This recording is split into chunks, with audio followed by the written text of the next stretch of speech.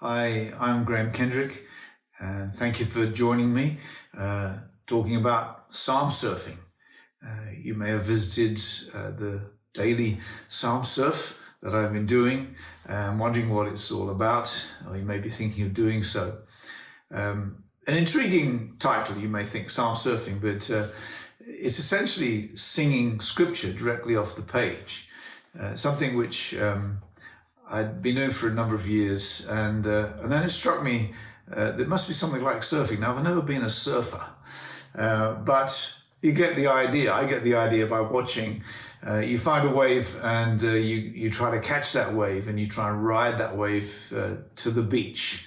And you can use the Psalms a little bit like that to catch a wave of the psalmist's experience and emotion. And in fact, there are many stories. I mean, there's a story behind every psalm. We don't know what they all are. Occasionally, we're told. Often it's about King David, who was the great psalmist, who went through extraordinary adventures and trials, and would write about it. And so many psalms were born. The Psalms have been part of the church's life really for thousands of years. And they've been like the daily bread or the manna, like the Israelites in the desert. They had daily manna. And, it must have got a bit boring after a while because they were out there 40 years. And sometimes it can seem that our spiritual lives, our prayer lives can be a little bit like, here we go again, But actually, it's the manna that we need. And I have to say that for me, the Psalms have proved to be a bedrock for my own personal devotions, which I've always struggled with. I think everybody struggles to pray. We know we should pray and we want to pray, but it's hard to actually start. And once you've started, it's hard to continue. And this is where the Psalms come in, because they really are a means to prayer. One of the early church fathers called them a gymnasium. It's a workout. If you're going to do a workout, you have to commit yourself. And you have to, do the whole circuit and do all the repetitions. And so there is a discipline in it. But what I find is that the Psalms, time and time again, when I'm feeling dry and empty and uninspired, if I start to pray the Psalms, read them out, I try and do it out loud because I engage with it better then. I read a verse of a psalm or a couple of verses, and then I'll stop. And it'll trigger a prayer, and I'll pray my own prayers, and a little bit more of a psalm, and a little bit more of my own prayers. And in that way, sometimes I find, where's the time gone? I've been here. I've been praying for a long time, and it was so hard to start. But the Psalms are there for that. The Psalms are also very broad and very gutsy. You'll often find things in the Psalms that are actually almost offensive, because people are getting really angry.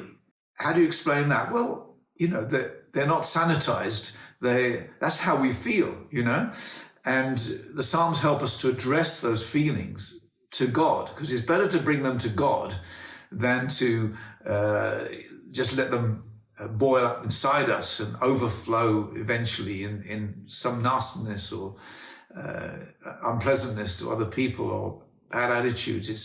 It's pouring out our hearts. It's pouring out how we really feel to God, but in God's presence with an open ear to hear what God has to say about it. And so many of the Psalm journeys are where the psalmist finds closure, or at least the next step on the way. He sees another perspective on a situation. So why sing them? Well, I guess because I've written songs for so many years, and I'm used to looking at a set of words and trying to put a tune to it. It's a natural instinct for me. But when I began to do it to a deeper extent some years ago. In fact, I had an opportunity to do it regularly and gather a few people, and was surprised at how it gave us a communal worship experience. I was used to the personal one, individually by myself, but here I found that a whole group of people could take a journey through a psalm, often with other musicians present, actually sometimes even with folks with other expressions, artistic expressions, letting the psalm inspire them too. But it was the psalm put to music that kind of held it all together. So don't think of this as a performance. It probably won't be a great performance. In fact, I find even though there may be moments where I feel inspired musically, a lot of it is fairly workmanlike. But what I invite you to do is to engage your heart and let it be a journey of the heart, an expression of the heart. Wrap your heart around the words and let the life which is in these words, which God has gifted to us, let the life get into you, and let it become like a meditation. There's some repetition often. Now, obviously, I'm on my own here, so if I'm with a crowd of people, I'll throw out a line and ask people to repeat the line, sing it back to me. I might do a little bit of that, but it might get a bit tedious if you know, I'm doing it here by myself and there's no other voices that you can hear. So think of it as a performance of your heart, and I'll seek to give the performance of my heart, of the meaning of the heart of these psalms, in order to worship God, to thank Him, and to step into a God perspective on whatever the psalm is about. Probably much more, there's loads more that could be said about Psalms, but that's probably enough for now. So I look forward to seeing you on a daily Psalmsurfing.